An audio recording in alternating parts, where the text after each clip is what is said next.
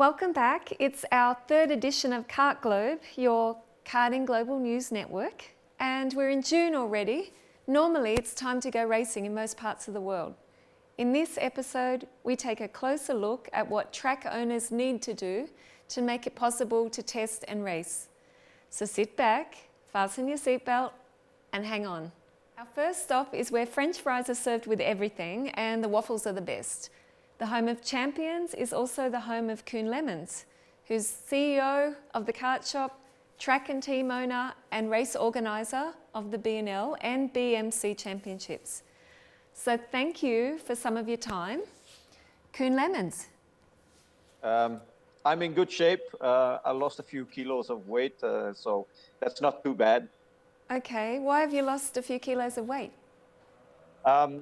In lockdown, we ate too much, so I started riding the bike again. So that way we could stay in shape. So. Okay, well that's good because you fell off the bike last year, didn't you? Yeah, well, yeah, and you had an altercation.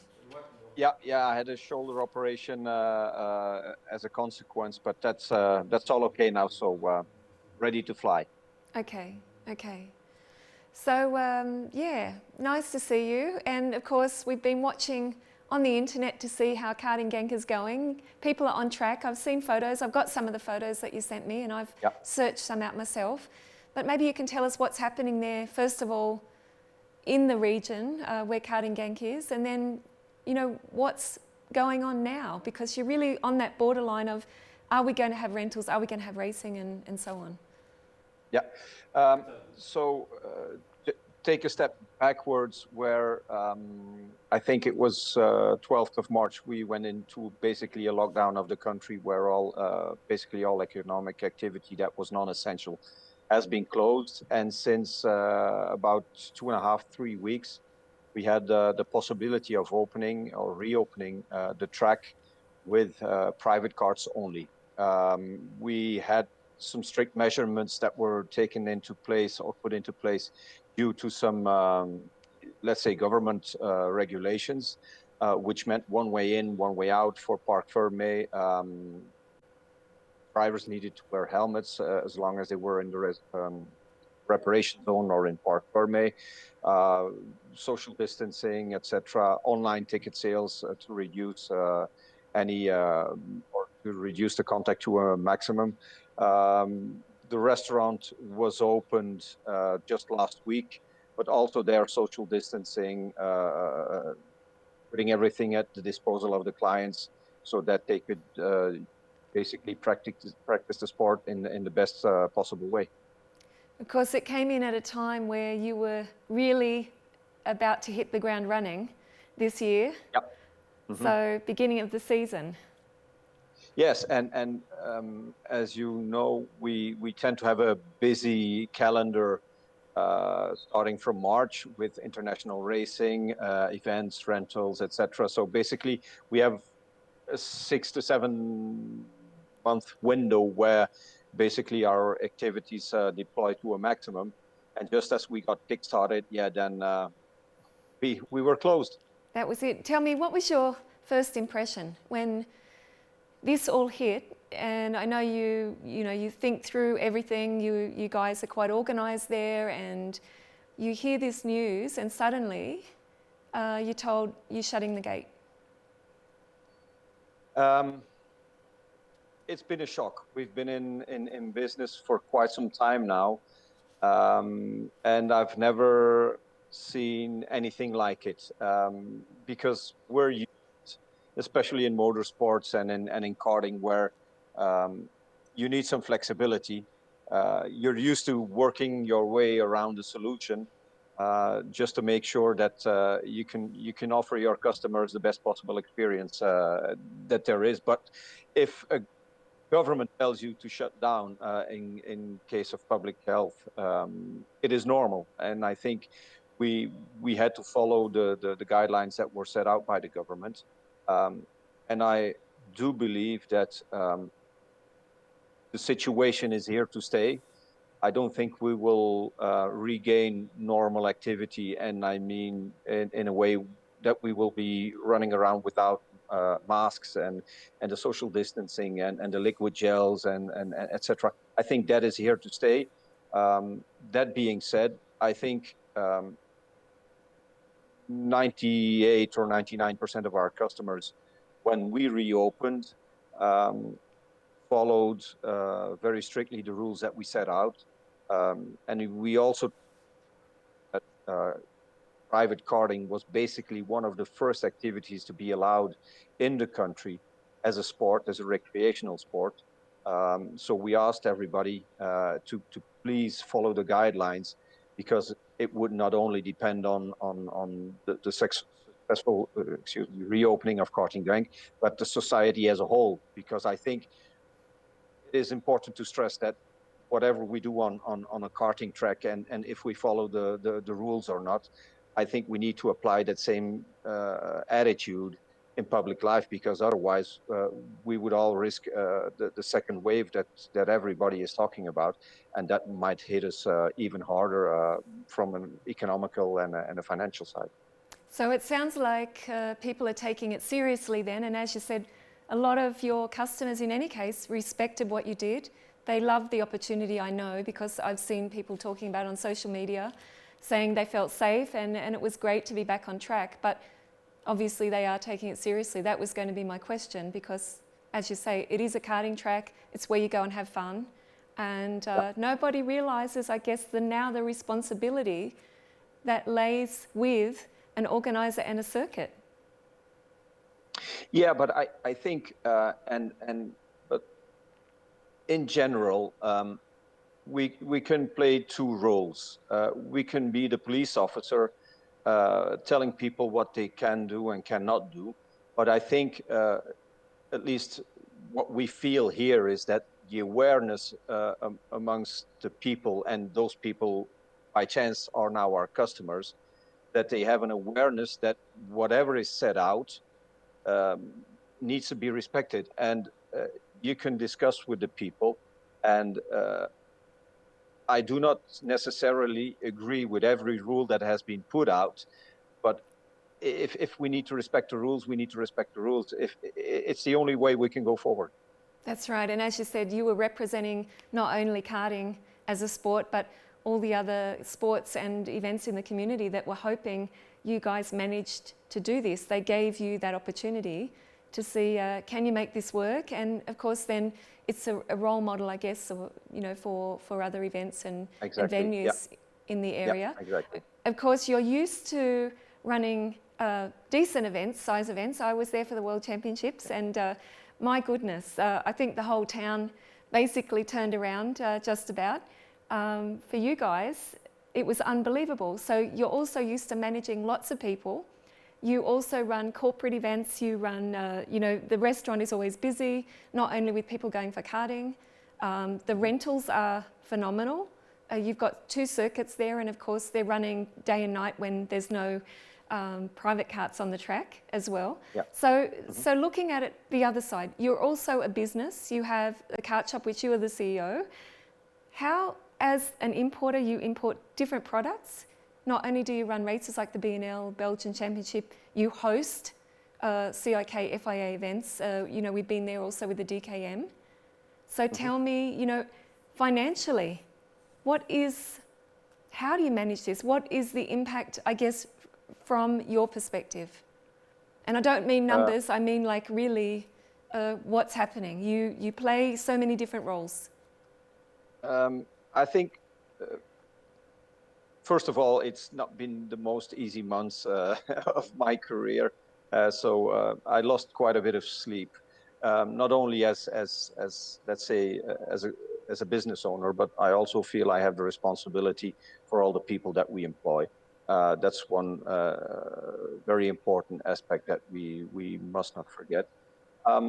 And I think our unique position where we have the rentals, the racing, basically the whole Home of Champions philosophy, where somebody can come in, buy a rental ticket and become a professional racer, is quite unique. And it does hit us very, very hard if they just basically tell you to close the doors. Even now, we're rebooting with a very limited capacity. So it is tough. It is really, really tough. But on the other hand, I think we're not the only business that is getting hit by the circumstances. Luckily, we're a company that has been active some years, so we try to be sensible with the investments we did. But it will take us a few years to recover. And sorry to say, but we had some investment plans that will be put in the fridge to see what the exact impact is going to be at the end of the year of this COVID-19 crisis. You know, karting, of course, is a passion for so many of us. It's a hobby for most of the people involved who are driving the karts. But for all the other people like yourself and the smaller teams, the smaller businesses, all the people that depend on this industry, what is your personal feeling now, opinion?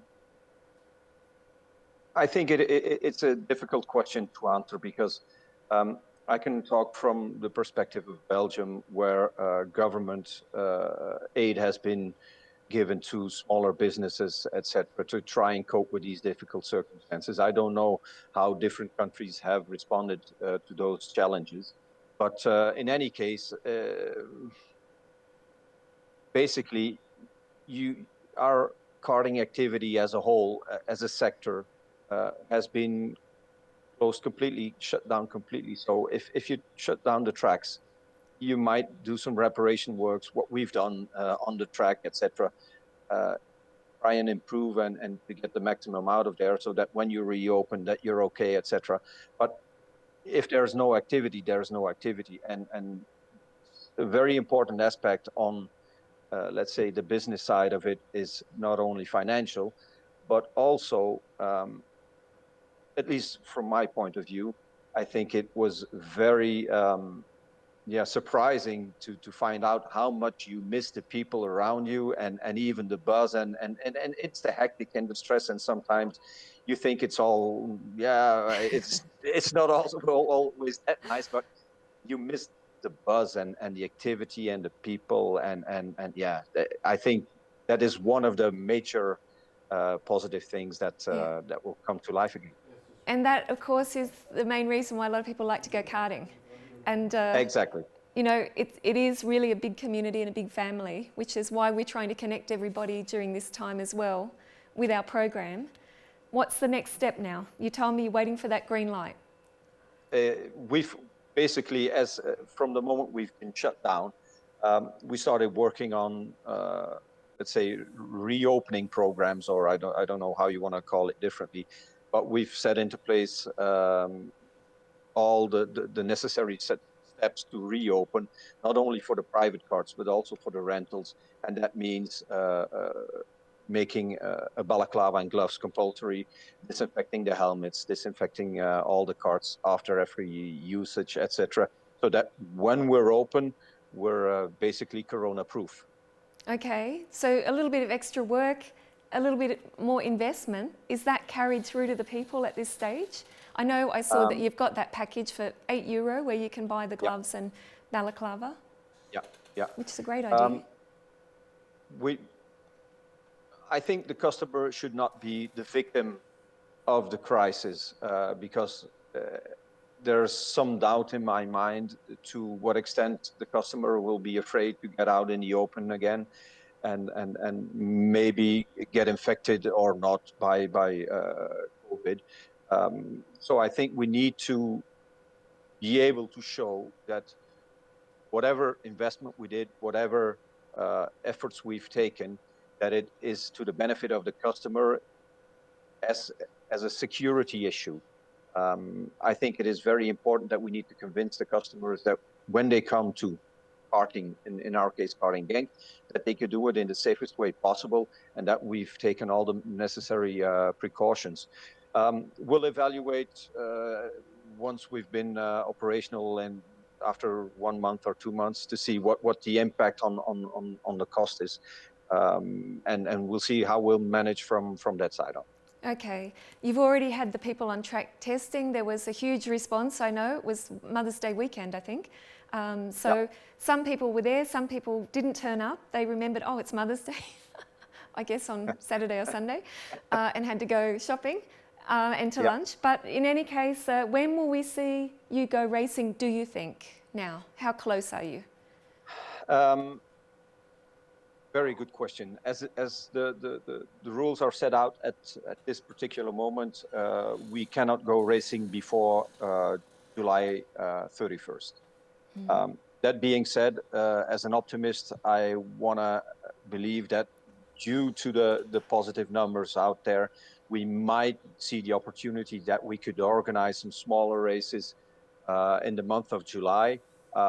If not, we're resolutely aiming at beginning of August. August, okay. So will this be the BNL once again, your own championship? I think we'll see. I think if I'm not mistaken, we've got the first round of the Euro Trophy that is scheduled at I think it's the 6th to 8th of August. Yes. Yeah. And we want to take our responsibility in that. Just to give you an idea, all the measures that we've put into place have also been done in discussion with our fellow track of Marienburg, so that whatever we set out is like basically a national guideline for the reopening of kart tracks. And we basically want to do the same for all the kart races that are out there, because obviously if you look at a broad range, we miss out basically half of the year with available weekends for race dates. So we'll be in close contact with all the different organizers and series to make sure that we can put our track at the disposal of various organizers, as I know that Marienburg will do. So it's going to be a busy few weeks once we get the green light, but we'll make the best out of it. I'm sure you will. And of course, I know you've got a European Championship. You've got, of course, as you say, the Euro Trophy, your own BNL. You've got the Belgian Championship. I'm not sure how many others, if there's any German, Dutch or whoever coming. But normally it's quite a packed schedule anyway. So I guess we'll have to keep watching. I'm going to give you a call anyway and see how it's going, watch on social media. But we're really looking forward to seeing you back on track. And I'm sure everybody will just want to give everyone a hug, but you can't. So we'll keep the distance. Be creative. We'll be creative in finding out other ways to hug people. So yes. And we'll work something out. We'll work it out. And of course, we don't know what's going to happen with those other events. So I'm sure there's still going to be changes every day, as there is now, to some of those international calendars. So I'm not going to ask you any of those tricky questions about where do you think that one's going to go or this one. But it's really been great to talk to you, Koen, and you're looking good. So obviously keep up that exercise with the bike. Say hi to everyone who is there working at the moment. I know you don't have everyone, like you say, at the moment every day, but it's been really great. And we're going to wish you luck at Karting Genk. We keep our fingers crossed, and we're looking forward to the first race. Okay, perfect. Very nice talking to you, and congratulations on the initiative. Fantastic work. Thank you very much. See you soon. Thank you. Bye-bye. Bye. Our second guest plays almost the same role, but sometimes the desert sun might affect him. A land rich in liquid gold where the sky is not the limit. Laine is an oasis city about 200 kilometres inland from the coast on the border of Oman, and we find Ain Raceway. Mahaba, UAE. Hi, Guy. Hey, Jen. Hey. How are you? Good. I almost didn't recognise you. Some of these precautions that we've been working on. Okay, but I can see you. Can you take it off because we're distance enough from Ain Raceway I to guess so. Austria? There were a few people wandering around here before. Just give me a second. All right. Yeah. When they're not there. Oh, there you are. Okay. Guy Sheffield, how are you? Sorry, just... Okay, now this is typical Guy. He's very busy. Okay, he's using the... Sorry. Those essential items for another online experience, maybe a little later on. No, it's okay. It's okay. It's A big hello anyway to yourself and the whole team at Kart Globe. Thank you. And to all of you around the world tuning in, who's you're interested in seeing what's going on in the karting community. Thanks for having me on. Thank you, and it's great to have you. I know you've been going through Ramadan, then you had the holidays, you had no news, and now I guess we're saying, okay, you're back there. I can see you're at Ain Raceway today in your office. So what have you been doing all this time? Yeah, we set the studio up upstairs actually, so I've got a good view of the track. Unfortunately, not a lot going on out there, but yeah, it's been actually really interesting of the opening 2 episodes to see what's going on elsewhere in the world. We got quite a bit to tell you about from our region. I know we were talking. Oh, what were those? Some nice photos that we've got there, but don't worry about those. We'll be talking about them later.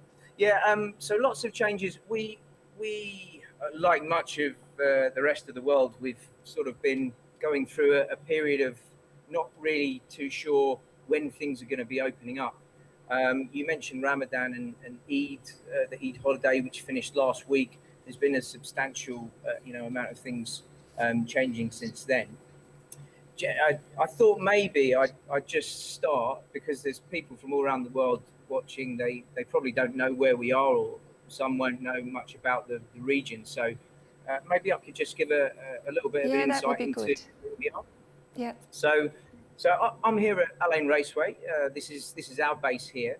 Ain is actually a city in the eastern region of Abu Dhabi.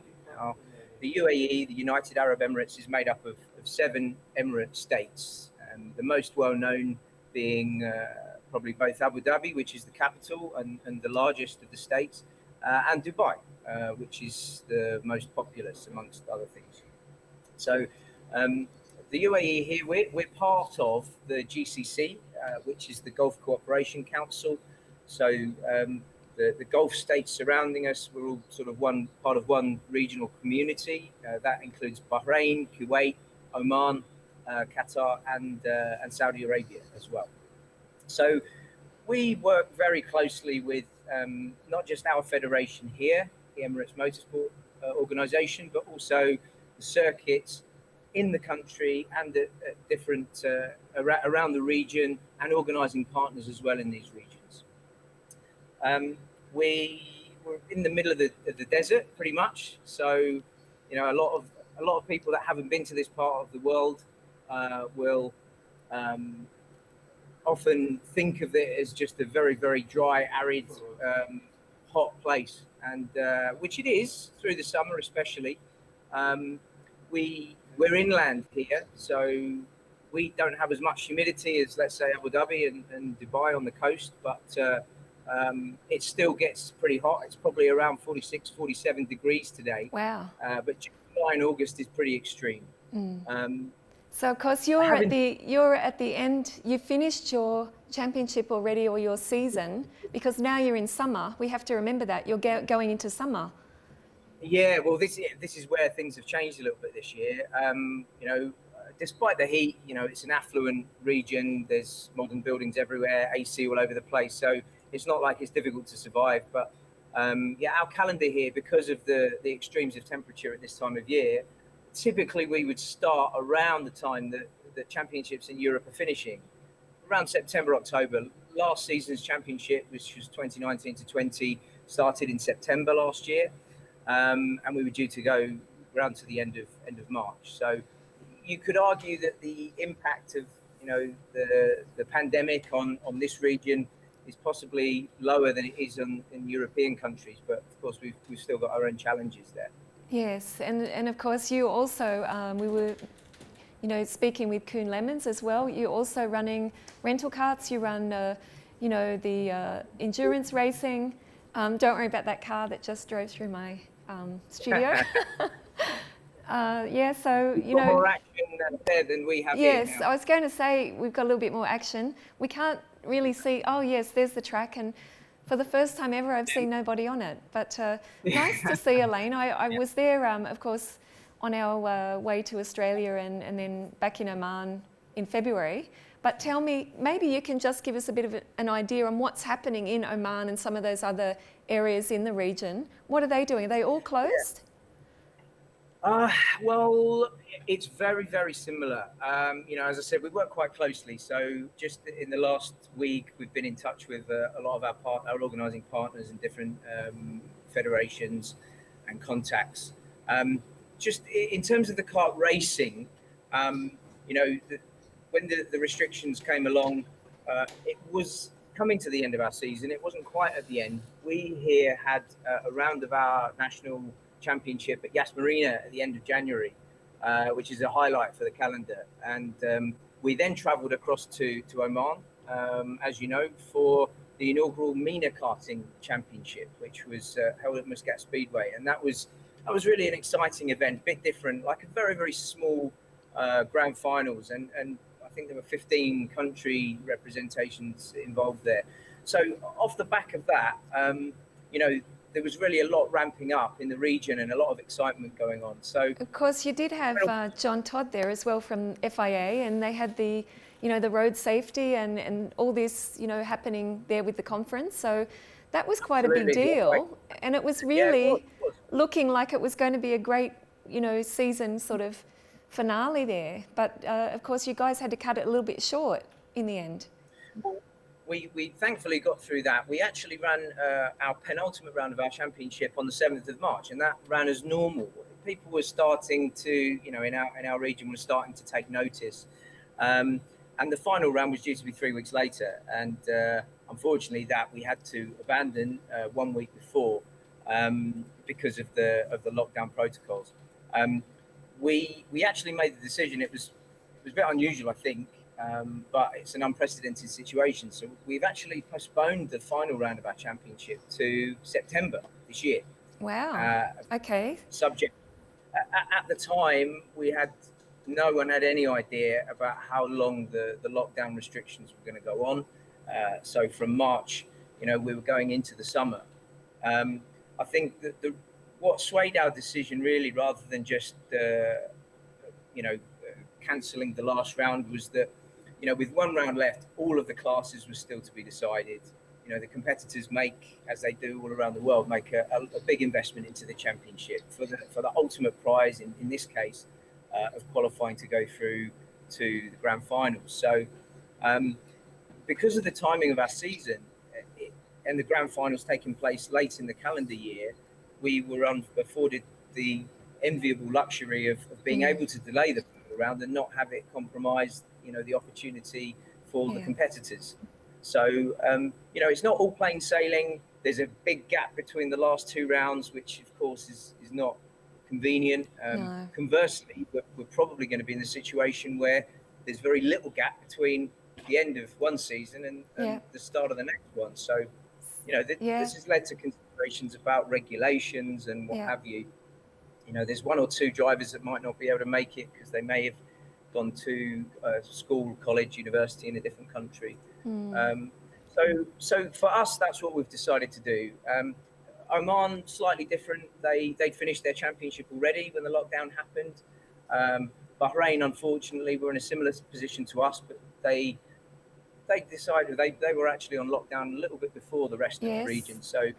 So they cancelled their final round right there, and they'll look towards next season. And then just as a matter of fact, Kuwait and Saudi Arabia, who really kart sports in its infancy there, they've got some facilities, they've got some tracks. In fact, both territories were really making some progress to start their own championships just when everything shut down. So they've been forced to postpone their efforts. But of course, there wasn't going to be much going on in the summer for them anyway. So maybe that's not the end of the world, and they can work towards the new season. Well, it's actually quite a positive thing, I guess. I was thinking about this before, that the timing is not good for Europe, and some other countries, like if I think about Canada, for example, we were talking to Rob Howden, and they don't start until later in the year because it's so cold. So, they're also thinking maybe they're on track to do this. A lot of the US is open already. Europe is just starting. There were some races last weekend and the weekend before also in Sweden. But I think you've probably had the benefit of this, and of course a chance now. I know you've been doing training there because I've been trying to catch you between the technical training the last few days to find out what's happening. So yeah, but you mentioned one thing which I will ask you, and I know you don't probably have an answer, like nobody does. Any change to any plans for Bahrain for the grand finals? If I did know, then of course I would not be allowed to say anything. Look, I think this has affected everything. The only thing that we know right now is that, you know, we will have finished our RMC within the parameter, the time parameter needed to be able to get our team ready to go if it remains in November. I think one of the biggest things right now is that Formula One calendar is not yet fixed. I know. I think it was just yesterday that they've announced at least the first 8 races in Europe. This is really causing the whole region a little bit of a delay in implementing our season for our next season, because until the Formula One's hosted in Abu Dhabi, it's hosted in Bahrain. Yes. Until those dates go in and everything then works around it. So we're not really able to do too much, which is understandable, but it just prevents you from taking those final steps of preparation. And of course, you did have the World Expo planned there in Dubai, just an hour and a half or so up the road. And, you know, they've been planning this for years and years. So all that, you know, World Expo Dubai 2020 is it going to be 2021 now? It sounds like it, I think the decision has already been made to shift that. That's obviously a big blow, but you know, this is the way it is. So, yeah, you know. And as far as your business goes, I know, you know, you work very closely with Khaled, of course. Your boss, I guess I can call him, but Khaled there in Abu Dhabi, and he's also involved in motorsport. He's very passionate about it. And I suppose this has been a challenge. Is there much government support, or how does that work now when you can't open, you can't have rental karts and endurance and the restaurant and everything? Yeah, well, I'm familiar at the moment with the UAE. Because of this period of transition, it's difficult to know what the end support is going to be. We've had some difficult decisions to make in the face of really an uncertain few months, and we're constantly sort of realigning our views according to the governmental guidance and the changes. When the big lockdown happened in the UAE, there was quite an inspiring address from the Crown Prince of the UAE, His Highness Sheikh Mohammed bin Zayed, and this was sort of broadcast well throughout the country, just providing some reassurance, you know, that they've got resources in place in the country, financial and medical, to support the whole population, you know, through an extended period if need be. It's just encouraging people to stay at home, stay safe, you know, and that was quite reassuring. The government measures that are in place now, they've put some very good initiatives of support, especially for lower paid workers who, you know, many now are suffering either lower pay or unpaid, you know, forced unpaid leave. So they put together some grocery packages where there's some support, you know, just to help them get from day to day for the basic essentials, which was good to see. And I read with interest, Bahrain are really sort of pushed the boat out. As I said, they seem to lock things down a little bit before everyone else in the region, but you know, the government there have taken on private sector wage bills, as well as utility bills for individuals and companies. You know, for a few months, I think it's not just for 1 month, as part of quite a hefty economic stimulus package. So they've reduced or eliminated fees and levies. So they've really been supportive of the local businesses. I think right now, you know, Dubai, again, as the opening up happens, Dubai seems to be a little bit ahead of Abu Dhabi. You know, we're in different emirates, so they have their own governance, and therefore, although everything seems to follow the same path, it's not always at the same time. So, you know, we're finding Dubai have moved very, very swiftly with the reopening phase. over the last week, despite having probably the most draconian measures in the country through a lot of April. Well, we saw some of the photos, didn't we, from Dubai there, from the kart drone. You know, with David and I think it was Pierre Gaisley I saw there. Ed Jones, Rob Huff. Were all there. Are they staying there, or what are they doing there? How did they get there? That's my question. Look, I mean, crucially for the industry here, they've, you know, Dubai have included protocols for the reopening of kart circuits specifically and other leisure facilities as well, which it does involve a considerable amount of rejigging, but at least it provides a platform to start operations. So Dubai Kart Drone, you know, they've been our, as a host venue, they've been an organising partner of the UAE Rotax Max Challenge since its inception. And they've been working really hard through the lockdown phase with government entities to, you know, to prepare for reopening. And they're actually a really busy rental hub. So extended closure was potentially going to be quite damaging for them. But, you know, they managed to test the waters with kart owners to begin with, only for a couple of days a week with restrictive measures. And that was probably from around a month ago. And they've used this as a platform to accelerate the progressive reopening of their rental kart operations. So, you know, that's really good news for the karting community over here. Drivers have been able to sort of dust off their helmets, sanitize them, obviously, and get back on track. And then with the kart owners finally turning their wheels, even though we're closed here, we've been able to sort of support with, you know, a remote delivery service, pickup, drop off, engine service, things like that to, you know, to support the few drivers that are venturing out. And, you know, I think credit where credit's due. You know, in tandem with the authorities, they've now satisfied Dubai reopening measures to the point where they're now open on a daily basis, even for rental drivers. So, you know, although there are still restrictions, and Dubai being a bit of a celebrity hangout, obviously some people have been stuck there during the lockdown, and they've been entertaining themselves since the kart drone has reopened. You mentioned. Pierre Gasly was there, of course, of AlphaTauri this year, F1. Ed Jones has been down there. He was actually born in Dubai, as you will know. And racing IndyCars very successfully right now. Rob Huff as well, former World Touring Car champion. So, yeah, they're used to the celebs, so it's quite nice to giving some confidence to the. It is, and we saw some different celebrities or race drivers around the world the last couple of weeks. Also, I saw Alex Albon, V8 supercar guys like McLaughlin and Treseder, these guys also in Australia. So it's really nice to have them there. So if anyone wants to sort of hang out with some of the rich and famous, you know, guys that are superstars, they should get down to Dubai and hang out at the kart track. They are hanging around Dubai, yeah. Well, obviously, it's the border situation that I think everyone's waiting on right now. All of the GCC countries, as far as I know, are still on lockdown. I know there have been limited flights, expatriation flights, and what have you. But again, everything seems to be moving in the right direction. As I said, Dubai's a little bit ahead with the reopening. Abu Dhabi, they've just released some guidance notes just in the last day or so for leisure facilities.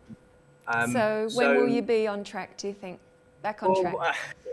Difficult to say. You know, these are here. It's a little bit different to Dubai. We're subject to similar preventive measures and restrictions, but also authority inspections before any approval can be given to resume operations. So, you know, we're starting to assess these now with a view to what's achievable over the coming weeks. It's the same for Yas Marina circuit. I was on the phone to, you know, one of the sporting managers there.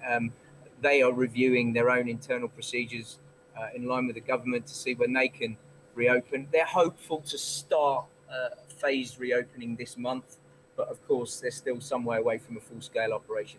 And I think Bahrain is exactly the same. Bahrain International Kart Circuit Grand Finals fans should be open, at least in part, by the end of the month. Grand Finals is another story. That one's for Rotax. Maybe you should get one of the heads of Rotax. I think it's a good idea. I think it's a great idea. I'll be ringing Helmut Vogelsang and finding out what he's doing. One of my all-time heroes. Good idea. Just similar, so also Saudi Arabia, also Kuwait. You know, there's still bits of lockdown. There different levels of phase-ins of reopening, and Oman as well. Okay. It looks like everything's just starting to get back on track. Okay, well, it's all good news. At this stage, we're also going to keep watching. I will be following on social media because I follow Ain Raceway and all the guys over there in the region. So it's been great to have you guys. Thank you for taking time out. I know that you're busy. The boys have been there and the girls the last few days getting everything ready and they're all prepared. So. Yeah. And it's nice, it's also nice that you've been watching our show and sharing Kart Globe. I know I've had some of the people on here that you know, so you can send them a great message and tell them they did a good job too, and they'll hopefully repay that. Seeing as you've brought that up, I've been a little bit troubled since your first broadcast, and a number of my team here have been similarly distressed to see what was the physically dishevelled appearance of Mr. Henry Baudet. He looked like he descended into some form of cave person. For those of you that didn't see, just give me a second. For those of you who didn't see this, have a look at this. Oh my goodness. Can you see that? I'm not sure. It's a bit of reflection. Now, that's the stuff of nightmares. And I thought to myself, it wasn't only compromising the viewing experience, but spare a thought for his nearest and dearest, you know? Well, his son was with him because he was doing the homeschool. He's been there doing homeschool. And I think Henry hasn't been able to get out at all because he's been on lockdown and he's looking after little Henry and... Well, you know? I tell you what, I was relieved to see that he'd made some form of recovery on episode 2. That was, yes. That was for little Henry's birthday. He turned 10 on the Monday, so he had a shave and... Wonderful. Okay, well, look, I mean, the team here at Ain Raceway, because before we saw episode 2, we actually clubbed together and we came up with a bit of a care package. Nice, very nice. COVID-19 Henry Baudet support package, if you like. Quite a bit of effort and generosity from some of the guys and girls here went into it. We didn't dispatch anything yet because I think level 5 alert on episode 1 went down to like a 2 or a 3 in episode 2. But I've got it here. Shall I show you a couple of the items? Okay, just quickly, and then I should run. But seeing they've gone to all this trouble. Yeah. See, so this is obviously lots of blades there in that package. It's like a bulk pack. Got a mask, which is only a short-term solution. There's a professional hairdressing gear here. We've got all sorts of stuff. Mirror, clearly missing from Mr. Baudet's preparation for episode 1, so that's been included. We've got these, what's this? Heavy-duty clippers. Yeah, we didn't go for the battery powered. Needed to be mains powered for that. My goodness. Carpet stain remover. This is, but I mean. Quite a heavy-duty brush on it, which looks like it could be put to good use there. Some insect repellent, no further comment. One of the guys downstairs has provided this as well. Definitely becoming useful. And that's really the end of the basket. But well, I'm sure he'll really appreciate that well, hang on a minute. Let's just remind the viewers. Look. That care package was not going to clear that up, was it? So we've got some more stuff here. Hedge clippers. Oh my god. And one of the guys in the workshop very kindly has given us an angle grinder as well. Oh, we had one donation from our landscaper. I'm going to give this one for Noel's attention. This one is definitely going to come in useful.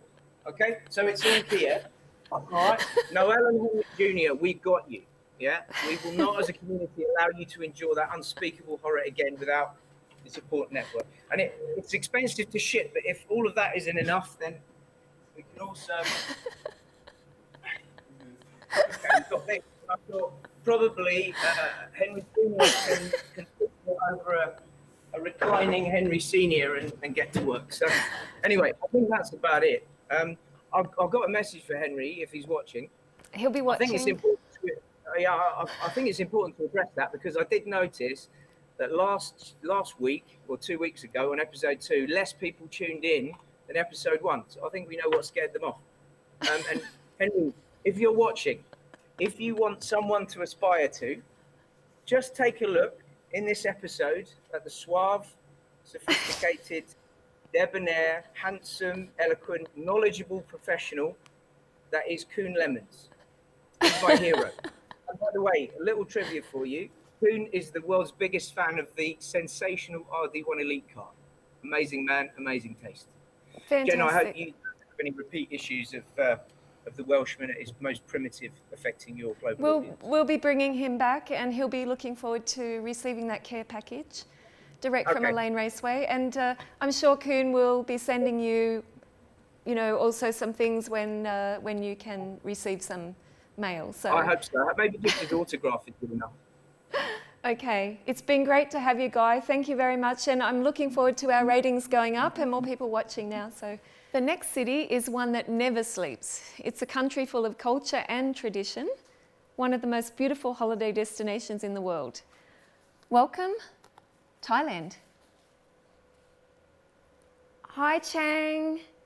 Arawat, Tantivejkul. Did I get it right? How are you? Yes, you got it. Yep, that's right. I'm so used to calling you Chang, and every different name, and it looks like the alphabet. But how are you? All the way there from Bangkok? We're doing fine over here. Things is getting better slowly. Okay, and, that's good. Yeah. Have you been at work? You still been working? I know you're also involved with the different businesses. You're on the track. You're an organizer. You're an importer in karting. You've got a jewellery business as well. So what's been happening? Most of the time, mainly I'm working from home at the moment, except at the track for karting on the weekend. And because now the track is open for the driver for practice only. We're not allowed to race yet, obviously. So yeah. Okay, but everyone else is okay there? All your family and the team involved with the karting? Yeah. Yep. Okay. Everybody's safe and sound, so that's great. Yep. I know we've been talking to Matsudo in Japan, Mr. Matsudo, in the past 2 episodes, and we thought we might just step over to Thailand and find out what's happening with the championships and everything. I know you had an event, I think the beginning of the season. We were coming back from Australia. We stopped off in Bangkok. There was some training, and you were just getting ready for that event. Yeah, luckily, early on this year, we allowed to have, not allowed, I mean, possible for us to did one race, and then basically straight after that race, on that week, everything started to spread out. The situation wasn't very good, and everything had to stop. Yeah. Okay, so how did you manage this with the event? Because it must have been very, very close to the time, like you say, when there was the lockdown. Yes, it was very, very difficult at the time. Like we have to plan the event out differently. Like we have to have our checkpoint. When the people enter the track, we check their temperature and to make sure everybody is don't have a high fever or things like that. And of course, all the alcohol and everything to around the track, making sure everybody keeping their hands clean, and of course the distance between and also at the driver briefing we did it outdoor to make sure the air circulation and everything was was okay, so everybody was safe after that race. So okay, because this is at the Bira circuit, isn't it? Yep, the tyre. Bira Kart circuit. Yep. Yeah, and it has a big facility for the briefing upstairs. Normally you have a room as well. Yes. And so you had to change things a little. What was the feeling by the people when you said, we're going to go ahead with the race? Like, were there any concerns with that? Actually, before the went ahead, what we did was I contact the driver and the racing team individually and asking for everybody comments and opinions because we didn't want to just go and do it, and I want to make sure everybody happy to do it under safety conditions, and everybody were fine. And I explained to them, okay, we're gonna do things like way to make sure the event is all safe, and everybody were very happy with it. Yep. Now tell me just a little bit of information for everyone that's watching. How does it work in Thailand? Which events do you have? Which race series in karting? And how many tracks are used for that? We have about five karting events, like the main one. Like Kart Championship of Thailand, Rotax, Ayame, Rock, and Superkart Thailand. And everybody will have to postpone their schedule and reschedule at the second half of the year at the moment. But at this stage, we still don't have the green light to go ahead. So we're waiting to hear from the government side or the Sport Authority of Thailand to make sure it's all good to go.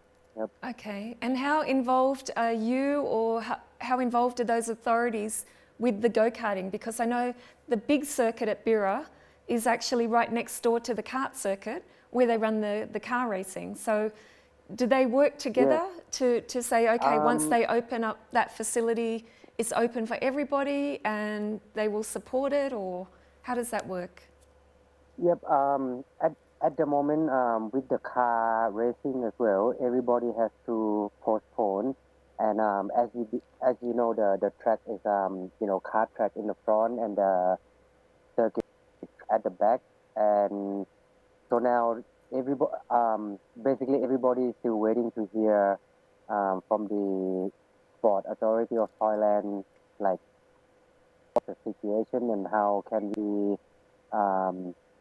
do it. How we can organize the race under the safety conditions and all that. Okay. Yep. But normally the championships, they run separate, they don't run together. So when you have Ayami or you have Rotax or you have Rock, then they organise their own championships. So I suppose everybody's waiting to see what everyone else is doing. Yes, everybody organize their race individually. And now, of course, everybody we talk and discuss of, because second half of the year is only 6 months, right? So the time frame is very short. So we have to kind of, respect each other to make sure everybody fits in, not just one or two events. So that's what we've been working on so far. Yep. Okay. And what about surrounding Thailand? There's other countries. Yep. I suppose you work also with some of those other countries, and the people come to Thailand to race, or they go to Malaysia or somewhere. Is there still racing happening somewhere else, or you can't travel yet? No, we cannot travel yet. And also at the moment, the international driver, if they come to Thailand, there's a 14-day quarantine. So basically, not possible to participate the race right away when they're on their arrival. Okay. It's going to be very hard for the international race, I think, at this moment. Okay, so just for now, they can start to do some training again. I know the other day when I spoke with you, you had just been out at the track as well at Bira. So now, how many people are going out on the track? Is it every weekend they can go? And now basically the track is open every day, right? But they limited the driver, 15 driver each day, no more than 15.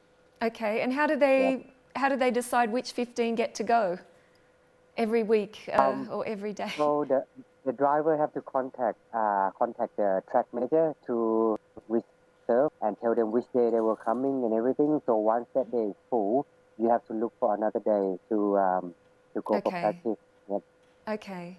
All right. Well, we might keep a bit of an eye on what's happening in Thailand. I know I'm always watching you guys on social media, so we'll see what's going on down there or up there or over there, whichever way it is. Yep. We'll keep an eye out, and we appreciate your time as well, Chang. I know it's in the middle of the night there, so we're going to let you go and talk to you soon. And good luck to everyone in Thailand. And we'll stay in touch. Yep, thank you very much. Same to you. Please take care and stay safe. Thank you. You too. Thank you. All the best. Bye. Bye. All the best. Bye. Thank you. Thank you. My home is near. It's the great southern land. Can you hear the thunder? G'day, Australia. So, g'day, Aussie. How are you, Mark? All the way from all the way from Kart Sport News there, just outside of Melbourne. And tell me what's happening down under. Well, we've got some go-karts on track, and some of them are actually starting to race now as well. So the Karting Australia, the main governing body here, is still being very conservative, and they're not actually approving any racing just yet. But there's practice going in various states. Most clubs are running practice sessions, and depending on the state, there's different limits on how many people can attend those events. But all of the clubs have done a lot of work as far as meeting government requirements and pre-registering online before they go to the track, and the social distancing and the hygiene and all of that sort of stuff. So while the detail is a bit different from state to state, they're all sort of getting it up and going. Great. Photos that are on there at the moment are from Lismore just on Sunday, and just some social distancing in the pits. Scott McLaughlin there on the left and Kel Tresca on the right. We're at Ipswich having a bit of a practice as well. Now that's a karting icon from Australia, Remo Luciani, who's just turned 60 and celebrating 40 years in karting. So he's been around a while. Happy birthday, Remo. Congratulations. Happy birthday, Remo. Yeah.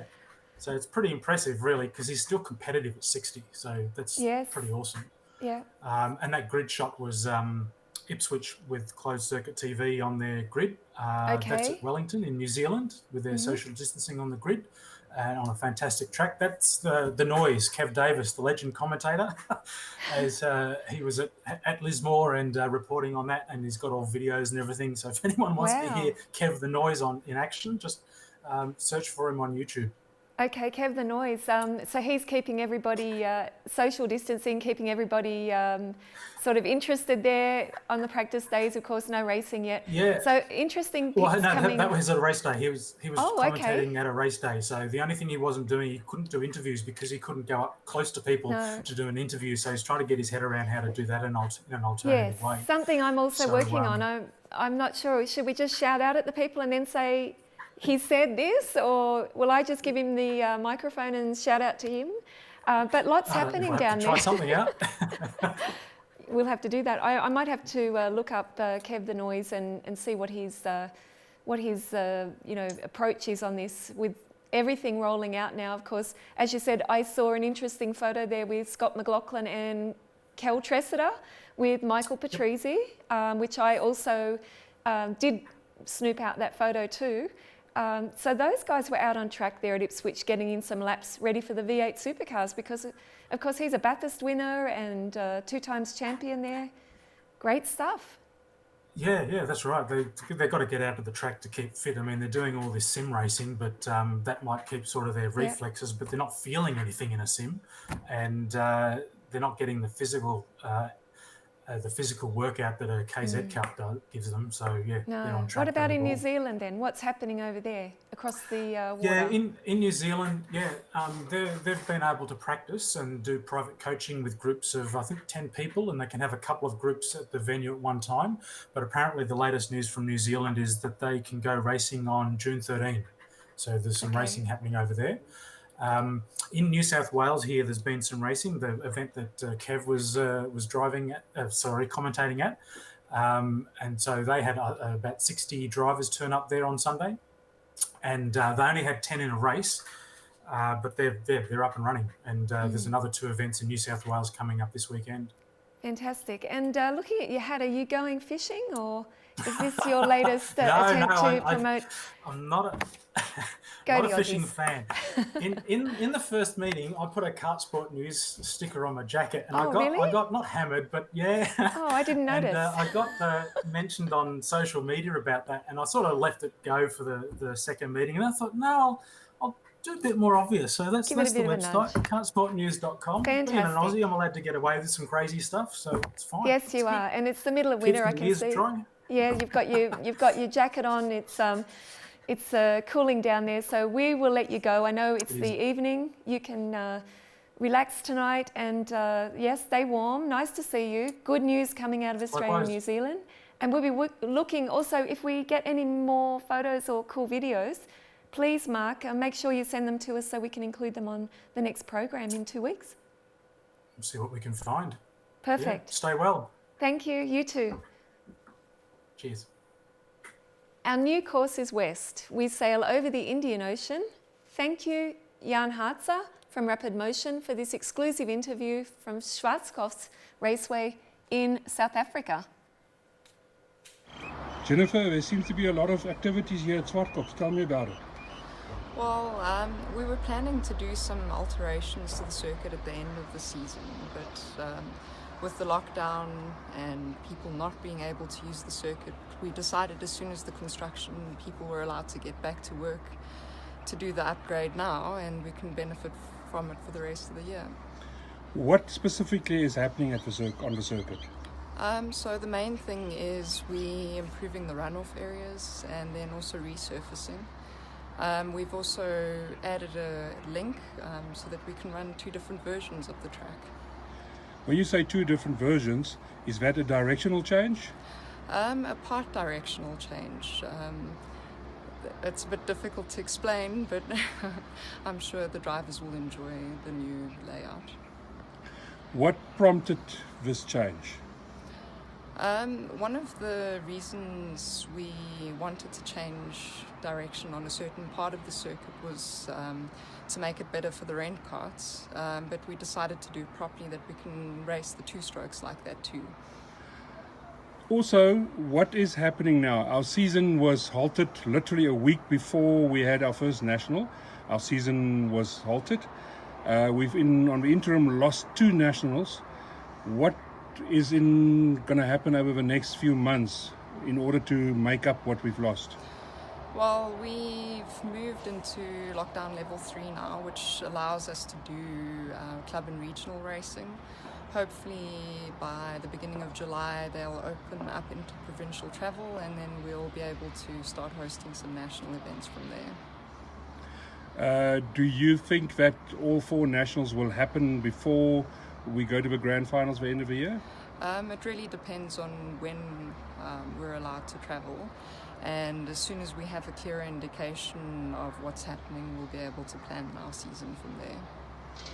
Back to Europe, we fly over the closed borders and land in Poland. Hello, Poland. Pawel, Surynowicz, how are you all the way from Poland? Hello, Jan. Hi. I'm fine, and you? Everything's good. okay? Yes, everything's good. Things are getting better, moving forward, but a little bit fast maybe for me, but I'm still taking it step by step. What about you? How is it in Poland?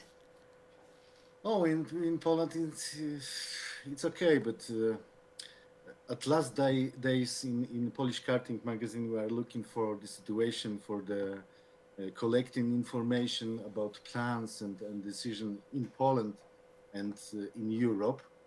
We are still talking in Karting Cafe, and recently we have world reports. It's a new series of materials in which our friends from all different countries in the world describe the situation in their countries. It's about Polish karting and me, but however, in karting sport in Poland, we already have several solutions, but it's true that Polish ASN is silent and does not publish any its findings. But I learned a few things unofficially. So. Okay, I always like that too. It's not rumors, but sometimes it's just information. So keep talking. Yeah. I'm listening. Okay. So first of all, in Poland, we have another stage of the frozen sport and economy. The obligation to wear masks in open space has not been lifted, has now been lifted, and athletes can attend events for up to 150 people. This is, of course, not enough for karting, which is why the ASN decided to divide the competition into several parts. If the decision about the possibility of organizing the competition does not increase to a minimum 300 people. What will it look like? Well, the racing will be divided into a competition of a specific categories. For example, 3 days, each day for 2 categories, and 2 categories would race to reduce the number of the participants. For example, 2 categories on Friday, 2 on Saturday, and 2 again on Sunday. Okay. It will be racing weekend in Poland in plan, but it's not known if such a system will be used, because the competition that was planned in June was cancelled. And the next one will be held in first days of July at the Swamp near Warsaw. Yes. 4 events now has been cancelled. 3 of them, it's Rotax, 1 Rock Cup, and Rotax is currently at the disadvantage because they will have to look for new dates for rounds that has been cancelled. And this is interesting situation because the series must play 6 weekends in this season, because this is the agreement with the main sponsor of Rotax Max Challenge, Orlen. And it's interesting how they use the calendar and put weekends for these 3 or 4 months. Yeah, I think this is going to be interesting not only in Poland. I think this is going to be interesting in a few countries as well as the international calendar. I've got my ear to the ground because I'm waiting if there's any news coming out the next few days from different organisers, but it's going to be really difficult. Not everybody can get the circuits every weekend, and they have to race now in Poland, don't they? They can't cross the border. That's true. The drivers train now. All circuits, all tracks are open and run training and test days. So almost all drivers in Poland are ready to race. Certainly, many of them are ready for race, and many would like to go to the competition in, for example, Lithuania, Czech Republic, Hungary, but unfortunately, it is complicated because the borders are still closed and quarantine is obligatory for those who returning from other countries. Okay. So the only question in Poland is when the season starts. Yeah. I said earlier that it will be June, so we have June now, and but everything indicates that it will be. We have to wait and I don't know, maybe few weeks from now. Yeah. So we will have to keep watching the Polski karting and find out what the news is. Although a lot of it, as you say, is international, what's happening, but the cafe is still going as well. So you're still keeping people connected there. And this is a really good thing. So we'll have to keep watching, I guess. Is there anything else that you've heard on the grapevine that I might be interested in? We are in Poland discussion about the start of season, but in the meantime, in Lithuania, Estonia, and Latvia, for example, in Lithuania, first event was held this weekend. There will be also events in Latvia and in Estonia. The season is already underway in the Baltic states. Yes. But also Hungary, Sweden, Finland, Czech Republic, and only Poland, unfortunately. Not only Poland, not only Poland. There are other countries, also in Belgium and other countries where they're waiting. So I know you feel like you're stuck there and you just want the racing to start. Yeah, but information about the races in France, in Belgium. It's coming out. Yes, but in Poland it's silence. Okay. Okay, so you need to get that cafe talking. Everyone's got to be putting some pressure. Okay, we'll be still watching though, Pawel, and we want you to keep us updated. So don't hesitate. And also, I know we're going to have a look at some of the images coming out of Poland that you've sent us as well. So we look forward to that now. And we will talk with you soon. Thank you. Thank you very much. Thanks for your time. To the sparkling city of lights. Paris was one of the first cities to have electricity. But these days, the internet is another story. All is not lost. We've received a video from our friends at Kartcom by carrier pigeon. Thank you, Frederic. Hi everyone, this is Frederic Billet from France. I'm very pleased to join you for this third episode of Kart Globe. I'm working for KSP Reportage as a Kartcom editor, and I will try to give you some news from France. At first, I'm fine. The whole team is fine, facing to the pandemic by staying home, and no problem for us. We had the luck to remain busy during all this period. We have been working on relaying important information, and also we continue to produce contents for our clients. Of course, photographic activity was quite inexistent, but we work in different fields of communication. We create websites, we conduct interviews for the CIK, and we also collaborate with the FFSA on several subjects. So, as you may know, France has followed Italy by about 1 week for the contamination by the virus. Our country was locked down from 8 weeks, from 17th of March to 11th of May. And now, as with our European neighbors, the exit of the containment is gradual. The economic activity has almost completely resumed in France, and the number of patients has decreased considerably. Hope seems to be reborn. So, what will happen next is difficult to say. It depends on each individual behavior. I would say that some attitudes are not very reassuring, but overall the situation is on the right way, I think. We are speaking now about the reopening of tourism and leisure activities for the beginning of summer. So let's back to karting.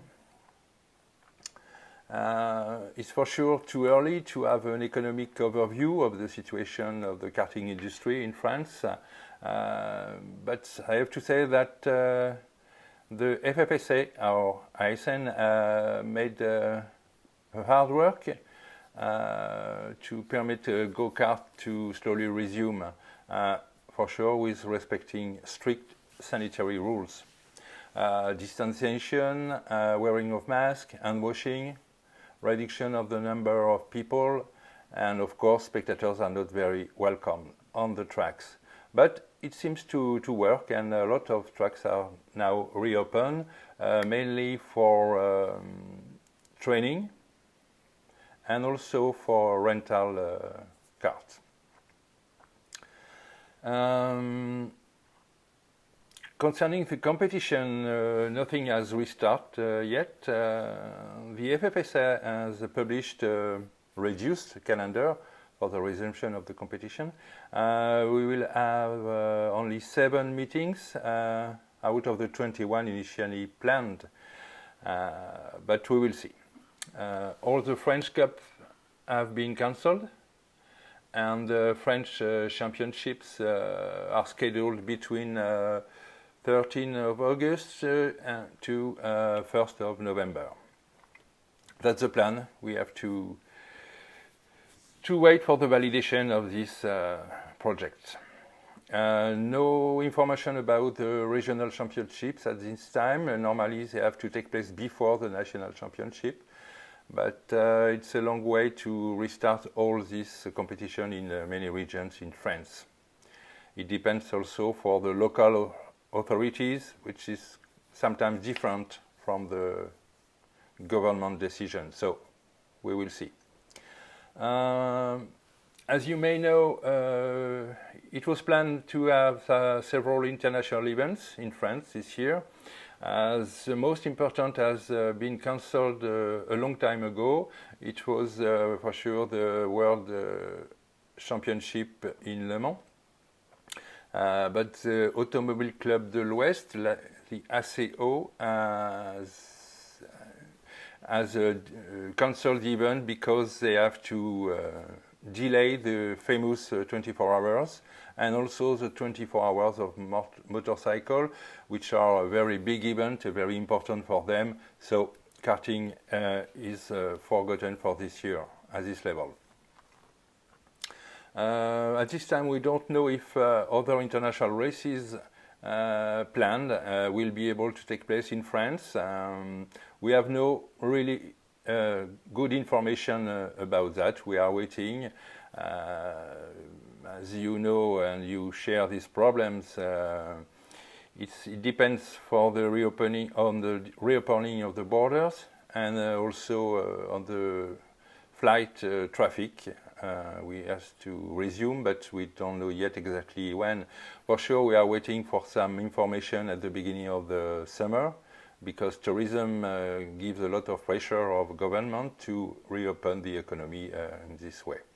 So we can be a little bit optimistic at this moment. Still, we have many questions unanswered, so we have to wait.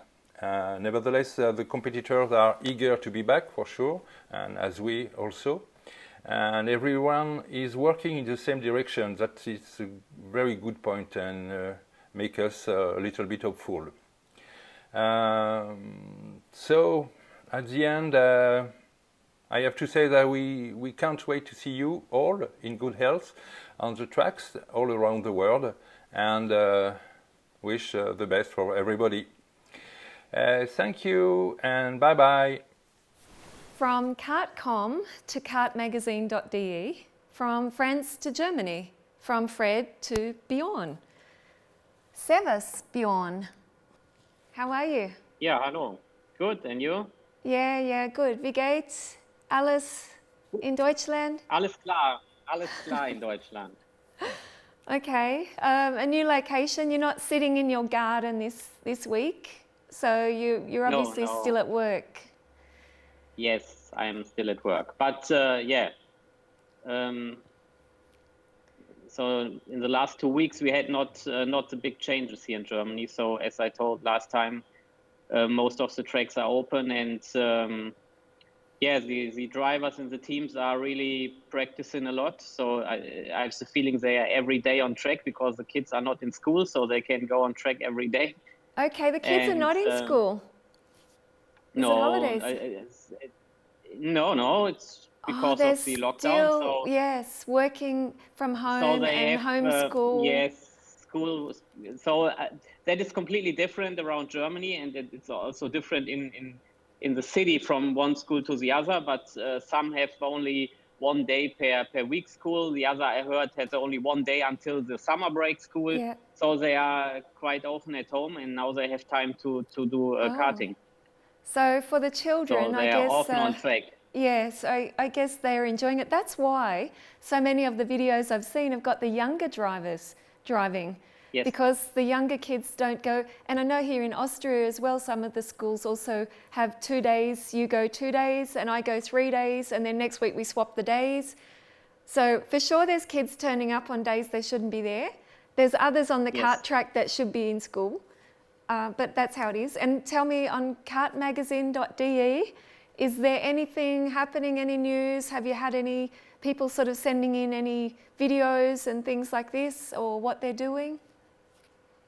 Yeah, we had some videos and photos from people on the track, mainly in Mülsen. There's a lot of traffic on the track, so there are a lot of drivers. Yeah. And also we got some videos from Amping and Backersdorf. So the drivers are, they are full motivated and looking forward to the first races.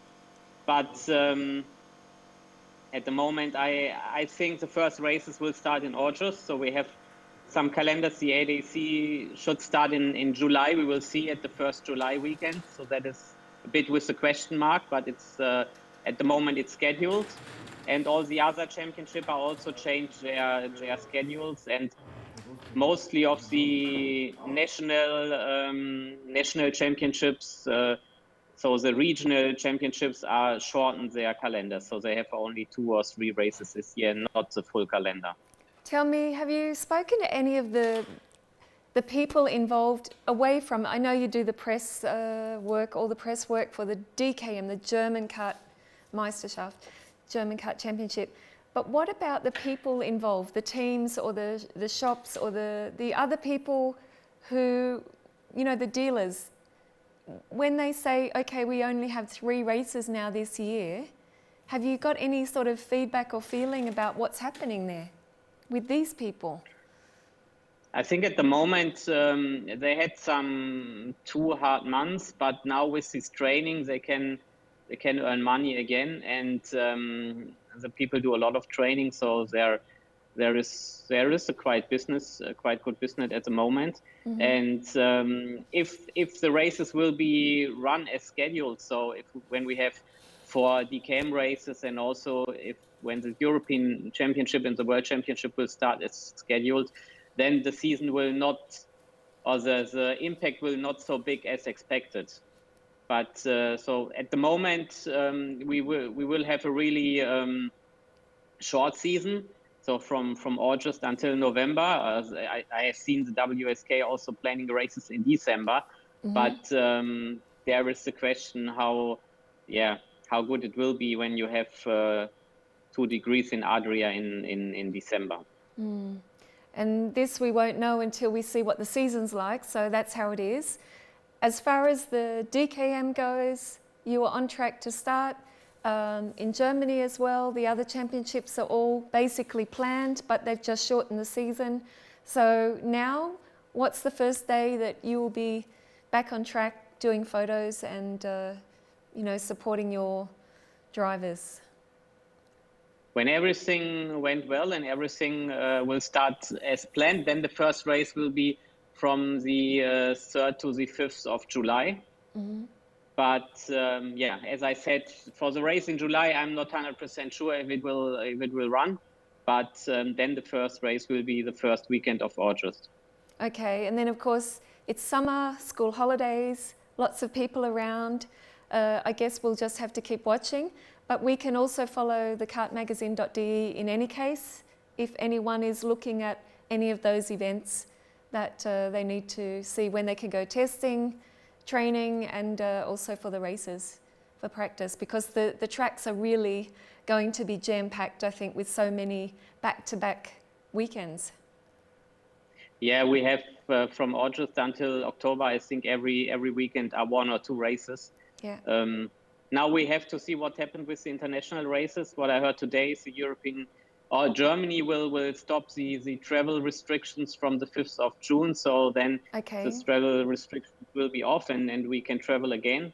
And also I heard that Italy opened its borders for Agen people. So also you can travel to Italy now. So I think a lot of drivers will also go now to Italy to test, but I don't know if they are allowed to drive on the tracks, because my last information is that there are only Italian licensed drivers are allowed to drive on the tracks, but I do not know if there were some changes in the last days or weeks. No, so if everyone in Germany has an Italian license, when we go to the DKM, we know why. Yes. Okay. Good business for them. No, but we will. I think we have to look. I'm really excited, or it will be interesting to see if the European Championship will run as planned. So, are you referring to Sweden? I think Sweden. I do not think that Sweden will start. Okay. But that is my. So the first race from RGMMC is cancelled in Sweden. So it was scheduled 2 weeks before before the European Championship. But what I heard now is that the CIK will decide 5 weeks before the race if they will start or not.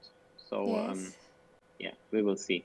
Okay, so we're all waiting. I wonder if we will know. I'm trying to get a scoop. Maybe I'll make a few calls in the break.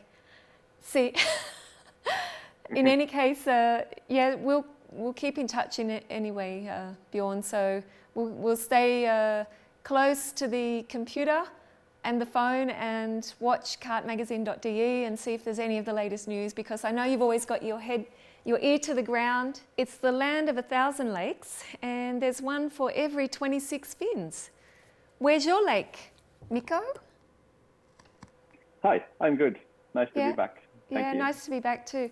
So Mikko, tell me what's been happening? You've had another race since the last time we spoke, all the way from Finland to Sweden, and now you're back in Finland.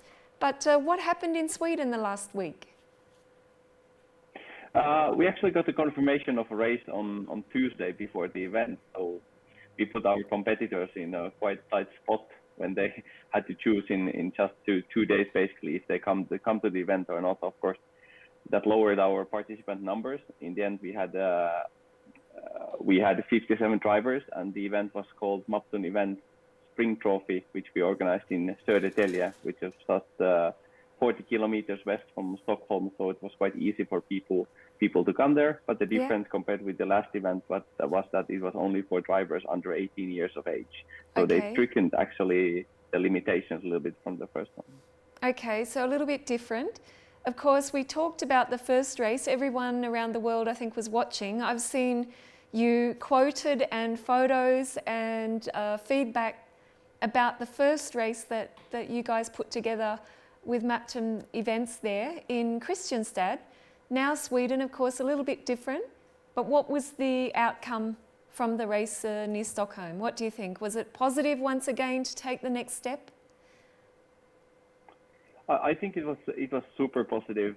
Now, because we were kind of a new player in the field as well, people were not sure if we can deliver or not. But now I think we have proven that we can do high quality events for everybody. And now we actually yesterday opened the next event, which will take place in next week in Klippan, and we already within 24 hours we had 100 registered drivers to that event. So the growth is pretty good, and the people have really hunger to drive now. So it's looking good. But when you mentioned about the interviews and quotes and everything around the world, it's been amazing. I have been sending instructions to other organizers around the world, helping them maybe to find a good way how they can organize races in their countries, sharing the best practices. And I would say that the challenging times have really opened the eyes of people, maybe for more cooperation and collaboration across different series and countries around the world. So this is really a positive thing. It's a great thing, and I was going to ask you, do you think that some of these ideas, we talked about it in the last program, will continue and perhaps have more people, like you say, organisations, tracks, clubs working together, but thinking right now things are changed. And of course, Koen Lemmens was also telling us that. That was another interview that I saw you quoted in, saying, will you follow Sweden? Of course, a little bit different. The government is not letting them go on track yet to race, but do you think that some of these ideas are going to be really positive for the future, and also with different situations now? I think that we learn to share information and experiences. Maybe previously we were so used to do things in one way, depending on the country or the background where you are. So now we actually open the eyes for all kind of development. So there are a lot of positive things, and I think that when people ask us how we do things and everything, it's also kind of it feels like somebody's honoring your work and everything. Yeah. So I'm happy to share our best practices and everything. So it feels good, and I think it improves the customer experience and safety and everything, the organization professionalism in every area. That's it, and all this has come out of not, such a positive situation, a strange time for us and for everybody in the karting community. But as you say, it's bringing the community together. Full credit to you guys for the team there as well. I know you're getting ready for another race event in Finland as well, where you're based. So yeah, but full credit to the whole team for making this happen, and lots of positive vibes, I think, coming out of this, and giving people the confidence to say we can do it, but let's work together a little bit closer. What's happening in Finland then? Maybe you can tell us.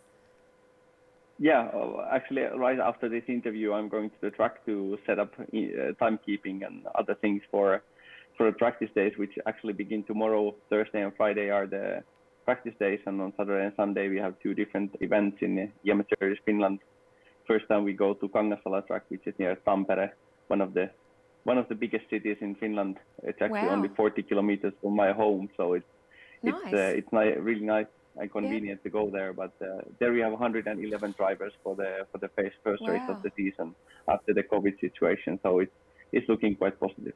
Yeah, it's really good, and we're going to wish you luck. Of course, we're going to be watching.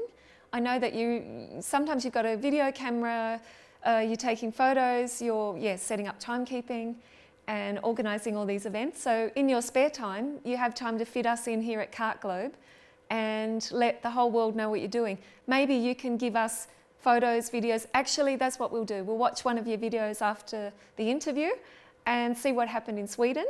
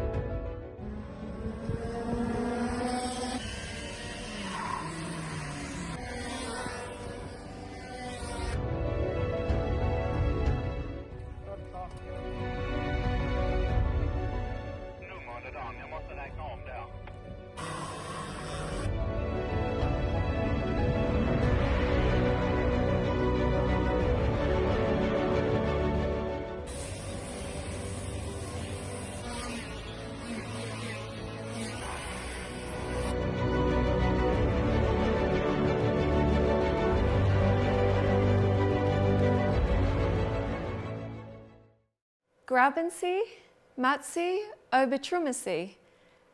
Back to our home in Salzburg, Austria.